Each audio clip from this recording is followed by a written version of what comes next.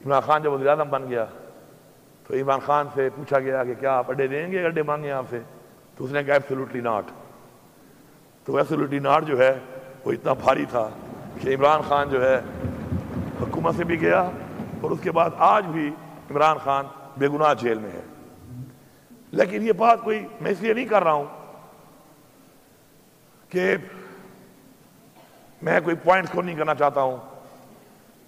یا میں کوئی یہ بتانا چاہتا ہوں کہ شاید ہماری سوچ اس ملک کے لیے اچھی ہے یا اس ملک کے لیے اچھا سوچ ہم ہی رہے ہیں۔ میں صرف یہ بتانا چاہتا ہوں کہ جس نے بھی اس ملک کے لیے اچھی سوچ کی، جس نے بھی اس ملک کے لیے وہ اقدامات اور اپنے فرائض اس طریقے سے انجام دیے جو ملک کی بہتری کی طرف تھے، تو وہ تاریخ میں اسی طرح ہی یاد کیے جاتے ہیں، کیونکہ تاریخ بڑی ظالم ہے، وہ اپنے آپ کو دہراتی بھی ہے، اور اس کے جو اوراق ہوتے ہیں اس کے اندر کوئی چیز چھپتی نہیں ہے، وہ ریپیٹ ہو کے سامنے آتی ہے کہ آج جو ہم یہ کر رہے ہیں کل تاریخ میں اس کے اگر پازیٹیو ریزلٹس ہوں گے تو وہ بھی تاریخ کا حصہ ہوں گے، نیگیٹو ریزلٹس ہوں گے وہ بھی تاریخ کا حصہ ہوں گے۔ اب عمران خان صاحب نے اس وقت اپوزیشن میں تھے اور اسمبلی کے فلور پہ ایک سپیچ کی تھی اور کہا تھا کہ ہمیں پرائی جنگ کا حصہ نہیں بننا چاہیے، اور یہ بھی کہا تھا کہ ہمیں اپنی سرزمین خاورہ جسے ہم کہتے ہیں پشتو میں، وہ کسی اور کی جنگ میں کسی کو بھی استعمال کرنے کی اجازت نہیں دینی چاہیے۔ انفارچونیٹلی پالیسیز ہوتی ہیں، اور یہ بھی ضروری نہیں ہے کہ پالیسی بنانے والے کی نیت ٹھیک نہ ہو۔ کسی کی نیت پہ شک کرنا ہمارے لیے اس لیے ٹھیک نہیں ہے کہ ہمارا ایمان ہے کہ دلوں کے حال اللہ تعالیٰ جانتا ہے۔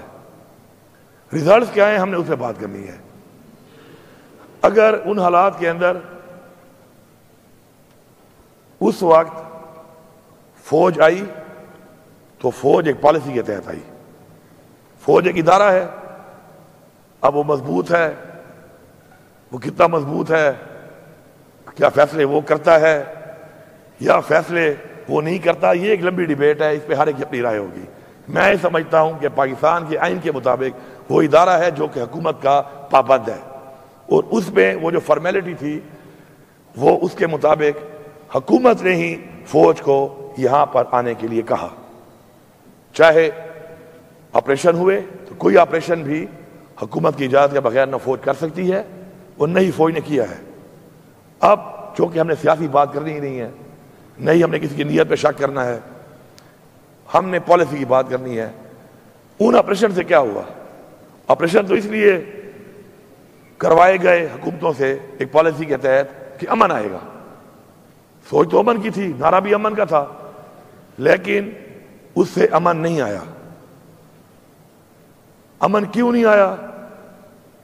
کیونکہ وہاں کے جو لوگ تھے ان کی تجاویز کو سامنے نہیں رکھا گیا۔ میں یہ سمجھتا ہوں کہ یہ جو آج کام ہوا ہے، اور تمام قومیں جو ہیں ان سب کے لوگ بیٹھے ہیں اور ایک جرگہ کر کے انہوں نے کوئی تجاویز جو لائی ہیں، اور اس میں امن کے حوالے سے بھی اگر وہ تجاویز کوئی دیتے ہیں تو میں یہ سمجھتا ہوں کہ ریاست کا فرض ہے، ہمارا یہ فرض ہے کہ ہم اب ان کی تجاویز پہ وہ تجربات کرنے کے بعد جن تجربات سے امن قائم نہیں ہو سکا تو ہم کن فیکون نہ بنے، اپنے تجربات ان پہ امپلیمنٹ نہ کریں، اپنے فیصلے ان کے اوپر مسلط نہ کریں، اور ان کی تجاویز پہ عمل کرتے ہوئے ان کو مطمئن کرنے کے لیے ان کی تجاویز کے مطابق ہم اگلا عمل درآمد اور اگلا لائے عمل بنائیں۔ اس سے فائدہ کیا ہوگا؟ اس سے فائدہ یہ ہوگا کہ جب ان کی تجاویز کے مطابق ہم اپنی پالیسی بنائیں گے، کیونکہ وہ سٹیک ہولڈرز ہیں، اور اس میں کوئی شک نہیں ہے کہ قبائل نے بہت بڑی قربانی دی ہے۔ پاکستان کے لیے قبائل نے ہجرت کی ہے اور اپنا گھر بار چھوڑا ہے اپنے خاندانوں بچوں سمیت، یہ کوئی چھوٹی بات نہیں ہے۔ جو اس مرحلے سے گزرے ہیں ان سے آپ پوچھیں کہ جب اپنا گھر بار اپنا سیٹ اپ چھوڑ کے آپ ہجرت کرتے ہیں اور بے سر و سامانی کی حالت میں اپنی عزتوں کو ساتھ لے کے آپ کہیں اور جاتے ہیں تو کتنی دشواریاں ہوتی ہیں، یہ ان کو پتہ ہے۔ یہ جو لوگ اسے گزرے ہیں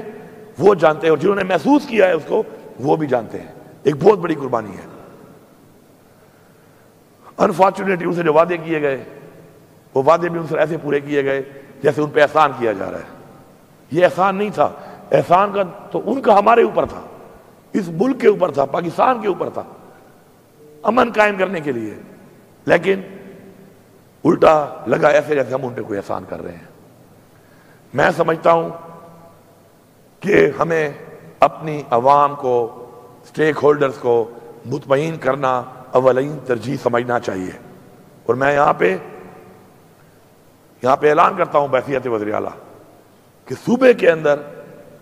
جو صوبے کے حوالے سے جو باتیں ہیں، پاکستان کے آئین کے دائرہ کار کے اندر رہتے ہوئے انشاءاللہ 100% ہم ان تجاویز کے اوپر صرف بات نہیں کریں گے بلکہ عمل درآمد کرائیں گے۔ آپ سب کے سامنے یہ چیزیں آ چکی ہیں، آپ سب چونکہ ایک کمیٹی ہے اس وقت ماشاءاللہ، آپ سب اس میں بیٹھے، ہر بات کے اوپر مکمل تفصیل سے آپ بیٹھ کے ڈسکشن کریں، اس پہ کون سی چیزیں ایسی ہیں جو کہ صوبائی حکومت نے کرنی ہے، کون سی چیزیں ایسی ہیں جو فیڈرل گورنمنٹ نے کرنی ہے، کون سی چیزیں ایسی ہیں جو مختلف ڈویژنز یا مختلف ڈپارٹمنٹس کے حوالے سے ہیں۔ آپ اس میں لا کے ایکسپرٹس کو بٹھائیں۔ میں چونکہ حصہ ہوں اس کمیٹی کا، آپ کا میں شکر گزار ہوں، آپ نے مجھے اس کا سربراہ بنایا ہے، میں ہر وقت آپ کے لیے اویلیبل ہوں، اور اس میں آپ مزید ایکسپرٹس کو بٹھائیں